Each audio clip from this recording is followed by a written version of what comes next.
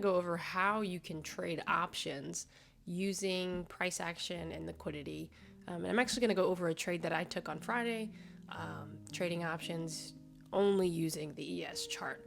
So I didn't look at a premium chart. I didn't look at SPY itself. I did trade SPY, but I only watched the ES. So I'm going to go over how I did that and how I was able to make 100% in 17 minutes. So first things first, I've already set TradingView to replay mode. So we are looking at the 6 a.m. hourly candle on Friday. And I'm going to go ahead and mark the chart up as I did Friday morning and as I always do. So as you guys know, I mark off all liquidity. So I'm marking off sell side liquidity here, sell side here.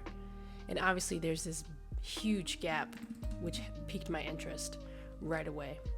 So I'm going to label this sell side. I'm going to label this sell side, and I'm going to label this sell side. And then I'm also going to go ahead and add in the fair value gap here. There's another one here, but to keep this as brief as possible, I'm just going to highlight this one. And then I want to also highlight this hourly gap over here on the upside that had not been filled yet either. And this should be plus fair value gap. There we go.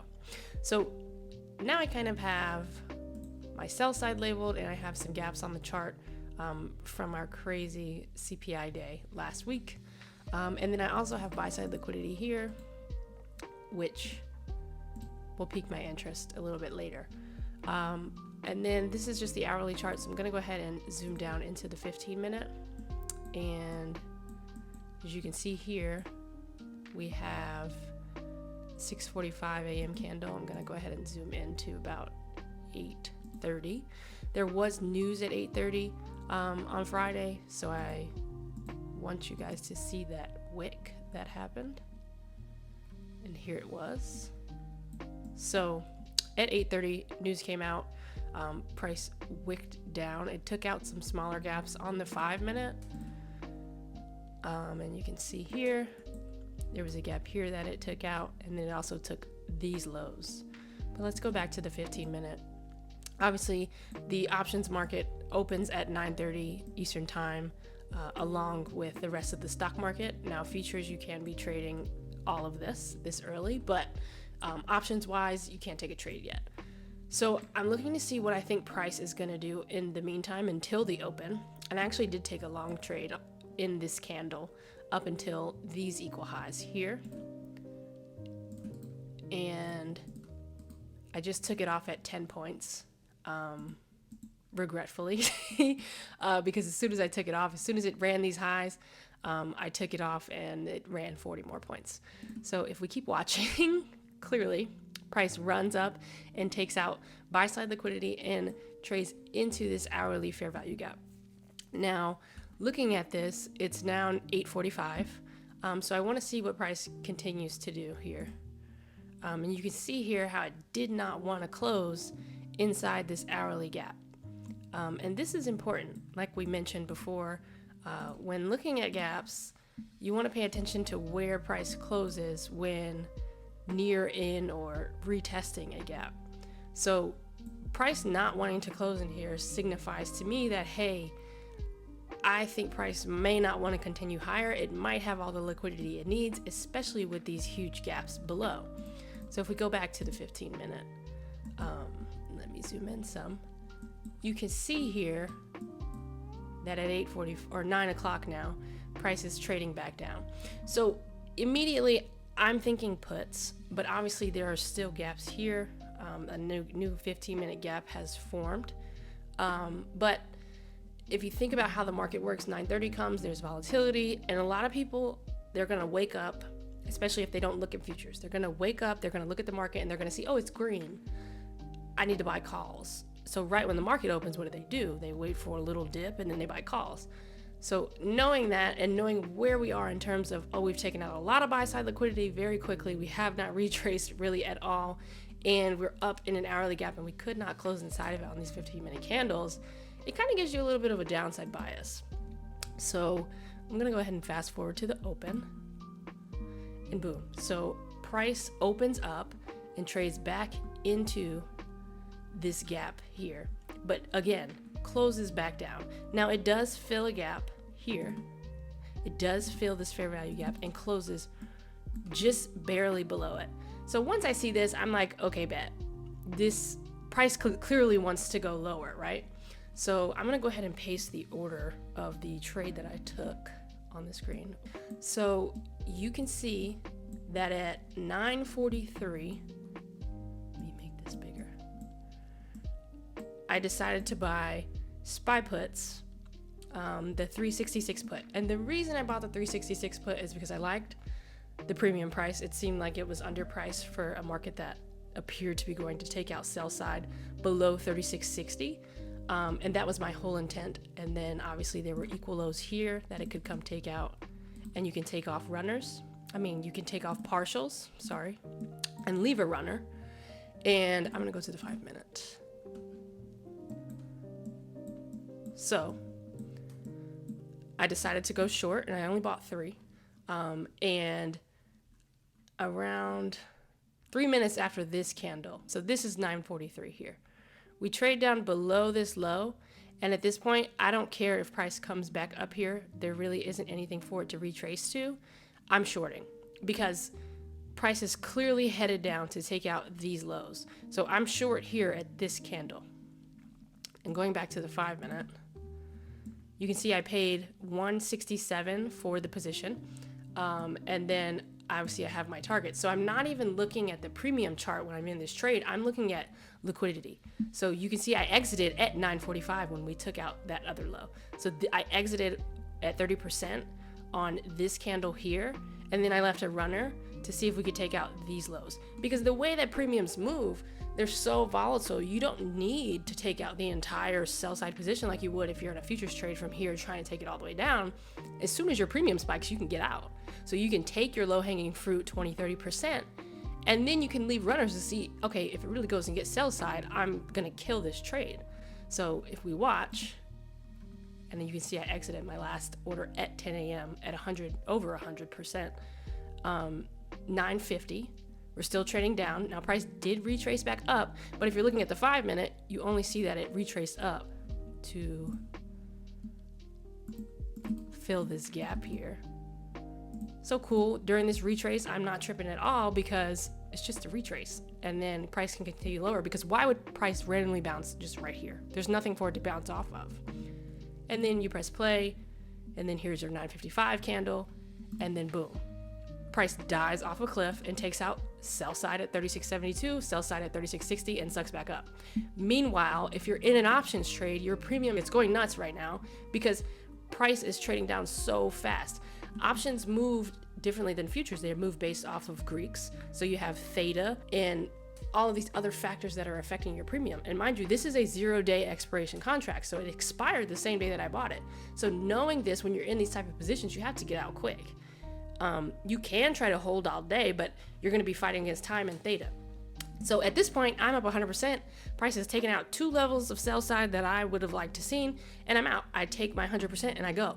Now, you can clearly see right here that they ended up closing the day at $8.12, which sucks, because I always feel like, I should have bought more, but what can you do? You trade your risk and you accept the outcomes. 100% is a great day, especially in 17 minutes from 9:43 to 10 a.m. And I did this only looking at this ES chart the way that I'm showing it here. I see this candle flushing down, and in options you only need a quick move. It isn't even about how large the move is. Yes, a larger move is going to obviously move your premium further, but the volatility, like implied volatility, is another factor that affects premiums. So if price is moving down fast and quickly, your premium could actually get higher than, let's say, price consolidated here for an hour and then took out that level. I might not have gotten that 100% the same way that I did in this one candle because implied volatility was so high on that 0-day contract. So it's a little bit trickier trying to trade options versus trying to trade futures using price action, but it is definitely possible. And you can see that sometimes when action is a little bit more trash, like there wasn't really a good futures entry anywhere here. You have your 5-minute candle down. I guess you could have tried to sell this gap down here, but it's kind of a lot of risk if you're trying to hide your stop above the most recent high. So trading options gives you another tool to leverage. Say, okay, well, I know price is probably gonna go take out these levels. I have my narrative. I know why, because we've done too much and we need to come back down here. And then you can take a position where it gives you a little bit more time. But I could have played a Monday expiration or a next Friday expiration, but I knew that I wanted this move to happen quick. So I played the same day because I knew premiums would spike quickly, and I got out. Now, granted, $167 to $8.12 a contract is a huge move had I held all day, but at some point you have to decide what kind of trader you are. I'm not a trader that's going to hold a same day expiration the whole day unless, I buy 10 and one is very free and I just let it go and forget about it. But I would have been watching it all day, probably would have took profit at 5 or 6 or 7. So even saying that I would have held till $8 is, no one really is doing that unless they forget they have the position. But you definitely can trade options using price action. Honestly, it's the only way I would trade them. I don't trade them a whole lot. I stopped for a while when I was just focusing on learning and mastering price action. But clearly it works well. Not something I do every day. I think trading futures is much easier because you're not fighting against Theta or any of the other Greeks. But it is another way that you can make money. Another way that most people don't really trade options like this. They watch a premium chart, or I didn't even open Thinkorswim's premium chart. I did this all on my phone. You can clearly see this is a phone screenshot. I didn't open Thinkorswim on my desktop. I think I uninstalled it because it was taking up space. So this is all done watching futures. I didn't even look at SPY. I just knew that, okay, well, the ES is at 3,700 and I wanted to take out 3,670 or 3,660, then I can buy a 366 put and it'll be fine. And that's how you can get those bigger moves on a same day expiration. But you have to remember that premiums trade differently than futures. So that's really the key here. You have to be willing to get out of your position as soon as price moves, even if it doesn't get to your target. If premiums shoot up, you have to get out. I don't care, because they will go to zero, especially a same day expiration. So you have to take this with a grain of salt and say, hey, I am going to take this position off at this percentage. And that's why options are harder to trade. Most people don't understand how the Greeks work at all, right? And you have to know that in order to be successful, especially if you're trading same days, because they expire the same day. You're fighting against time the entire day. Versus a futures trade, I could have shorted somewhere up here. I could have shorted at the same time in futures and sat in it all day because price is not coming back. It just keeps selling off, right? It's going to this gap we highlighted earlier that day because there was no retrace. We couldn't get in the hourly gap. And right here, let's say you're still holding, your premium is getting crushed at this point. In its consolidation, if price continued to consolidate the rest of the day and didn't go any lower or even retraced, your premium, if you're still sitting in the same day, is getting crushed. Now, obviously not on a position like this because we did have such a massive sell-off and it kept selling throughout the rest of the day. But if price would have retraced back up, these, if price got above, if SPY closed above 366, these would have expired at zero. So you take that risk and you trade. You trade your price action. You trade what price is doing, and you take your profits and you go.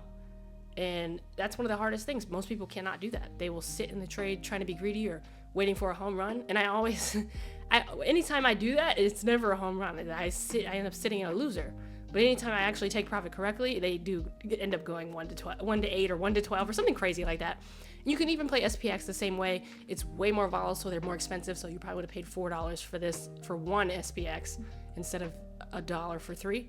But it probably would have went to $20 or $30. That's just my estimate based on how price moved. But yeah, this is how I trade options. I don't do this a lot. I don't try to day trade options a lot. You can do this on a higher time frame and trade options as well. So you can go to your daily, and even on stocks, you could look at something like Apple. You find your gaps, you find your liquidity, and you buy, a 3-month put or call, whatever it is, whatever the chart's telling you, and you wait, and it works. I actually did a trade on Apple recently. And I was up like 80% in like 3 days. I think I had a month out expiration. And yeah, it was awesome. And it's very possible to do this using only price action and trade options. So hopefully this was helpful. If you guys want more content like this, let me know. And I'll make more. But until then, like, comment, subscribe. Let me know what you think, and see you guys later.